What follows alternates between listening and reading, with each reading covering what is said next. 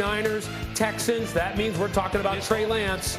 And there it was. First quarter, 49ers first possession being chased. Throws it to Kyle Juszczyk, who makes the catch. 15 yards, first down. Looking good early. Later in the drive, 3rd and 2, Lance drops back. The long pass to Debo. Can't quite reel it in. 49ers punt. Sam, little ups and downs in this one. Yeah, ups and downs. That was a great defensive play on that one. Yeah, and then right here he drops back and sacked by Kyle Heinisch. Next play, 2nd and 17. 49ers, by the way, down 7-0. And Lance, unable to connect with George Kittle, would end in another punt here. Late in the first quarter, Niners inside their own 20. Lance to Malik Turner for 14. First down, he was 7 for 11 on the night. 49ers lose, but here's Lance on his performance on the night. Some ups and downs for sure. Never feels good to lose, but man, we'll learn from it, turn the page. Not going to make a bigger deal out of it than we need to for sure. But, man, like I said, man, never feels good to lose. Some ugly stuff out there for sure. There you have it. You know, Lance played 5 series this preseason, completing 11 of his 16 passes for 141 yards and a touchdown. Didn't throw an interception, but he was sacked twice and also added 8 rushing yards on 2 carries. Now, keep in mind, the 49ers opened the regular season against the Bears in Chicago on September 11th. So, Sam, as you watch this game, what was your single biggest takeaway from Trey Lance's performance? Yeah, as a defender, I watched the game, and obviously there was a porous offensive line, and so his best left tackle wasn't playing, Trent Williams. He was getting pressured. But I said, man, if I'm a defender, I know he loves to run the ball. There were some times where that ball was a little bit loose. And so I know for me, I'm saying, hey, this is not Jimmy Garoppolo anymore, but this is a quarterback who, this is a play, 3rd and 17. You're going to see him move in the pocket. And then if I'm a defender, I'm highlighting that ball right there. Go get the ball. That's what defensive players think about, especially when you have a quarterback who likes to scramble. He was safe there. There's another play later on in the game that was an incomplete pass, but that ball was hanging out a little bit. And so obviously, number one, you go to him and say, hey, ball control. But defenders, we put this tape on and say we can force some turnovers on a young quarterback who's trying to make plays. Yeah, and we're looking at the particulars here. I know we're nitpicking a little bit, but did you think he had a bad night?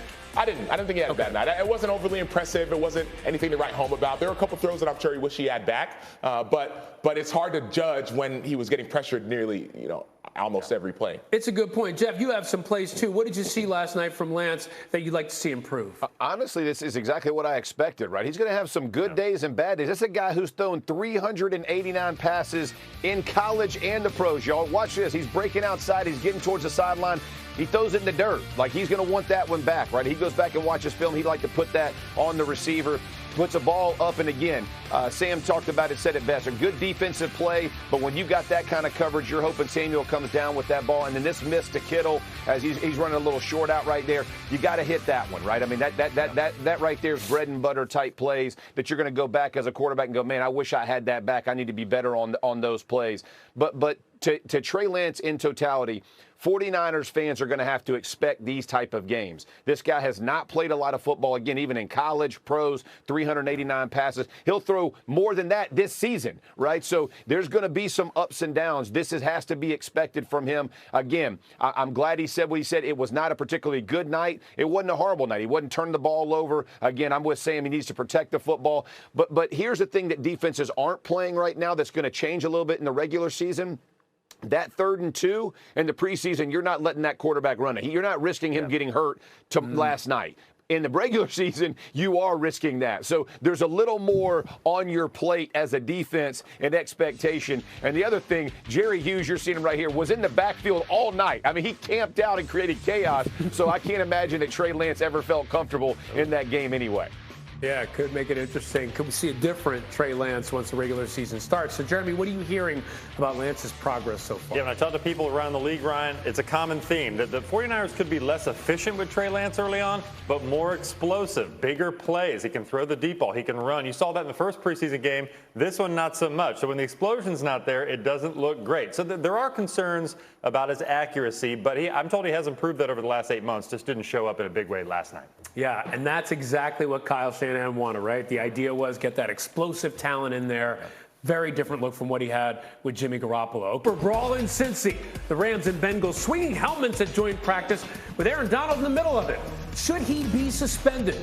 Plus, Trey Lance shut out in his final dress rehearsal. Is he really ready to take over in San Francisco? Our experts show you the plays that worry them. And Aaron Rodgers can't stop gushing about Devontae Adams. How much is he going to regret losing his favorite target? It is a Football Friday here on Get Up. Good morning. I'm Ryan Smith in for Greeny. Look at the crew we have with us here today. Sam Acho, Jeremy Fowler, both here at the Seaport. Jeff Saturday joining us as well. And let's get right to that video that everybody is talking about this morning. And that's that massive brawl between the Bengals and Rams yesterday. Forced both teams to halt their inter-squad practice. The melee broke out during a team drill. The Bengals' first-team offense, Rams' first-team defense, and you see Aaron Donald there holding those two helmets, swinging the Bengals one multiple times during the scrum. Now, a lot of people weighing in on this on Twitter as you look at it again. Look at him swinging the helmet. Here's Ryan Clark. I'm not going to say Aaron Donald committed assault to make folks happy. I'm just not. This happens in football. This doesn't make it right, but in a sport that operates without the transcripts of law, and this is one of those cases, this will be handled by football folks. And former offensive lineman analyst Jeff Schwartz tweeted, "Fights happen. We know that and accept it. However, swinging a helmet is out of control and dangerous. He should be suspended." So, incredible when you talk about this, especially concerning one of the best players in the entire league. Jeff, I ask you straight away, what's your reaction to this? You're disappointed, right? I mean, you're talking about one of the major faces in the NFL.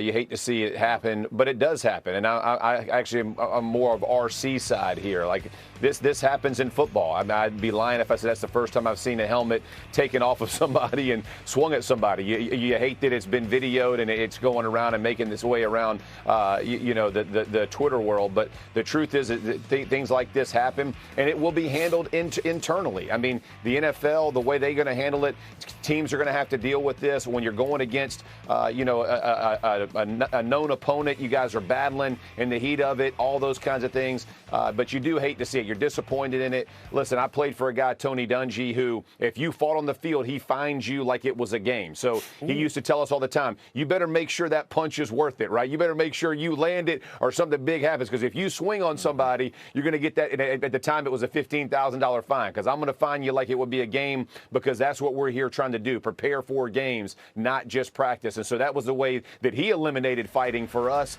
But it does happen. And again, it's unfortunate it goes that way, but I'm not in for the suspension.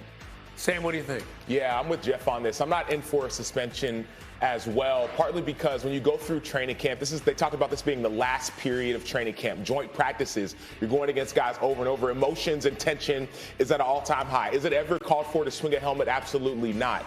But when it comes to who's deciding the penalty, that onus is on the team, right? It's on Sean McVay to decide what penalty should be levied, not on Twitter or social media or fans of the game or former players of the game. And so I've been in fights before, played in the NFL, even in college. We've seen, maybe not to this extent, but helmets thrown, helmets swung. Apparently helmets from the Bengals were thrown at Rams players. And so it's hard for me to just look at one video and say you should suspend Aaron Donald when I know there was something that caused this response. It's a good point. And you know what? I understand the suspension part of it. I just look at this video over and over again, and I say to myself, what would have happened had he swung that helmet at a guy who wasn't wearing a helmet?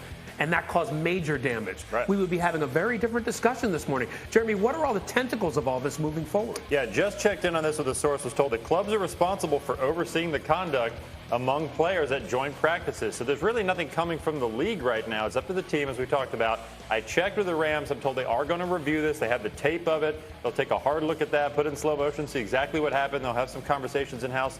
So perhaps a fine would not shock. But otherwise, it's up to the team and Sean McVay. Yeah, Sam, I look at this again, and I just can't stop watching and thinking about, again, if it connected with someone who wasn't wearing a helmet and they sustained a serious injury. Is this the kind of thing you've seen often? Yeah, well, I'm with you. Like, if you look at it, you say, man, imagine if you would have had a helmet on. Imagine this. But, like, you go back and find out what led to this. Okay. And apparently, like, some guys on the Bengals offense were taking off helmets from Rams players and throwing them at Rams players, and that wasn't caught on camera. And so if we are going to levy a judgment on what we saw on video, let's go back and review the rest of the video and levy a judgment there. But that's not my place, right? This is not only is it football, but it's the trenches, right? Like emotions, not swinging helmets, but getting in fights. And so I've seen fights like this before, and I think it's up to the team to decide what should be punished. And I've played for coaches who said, hey, you're going to be kicked out of practice, you're going to be fined, et cetera. Let the coach decide. Jeff, I'll give you the last word.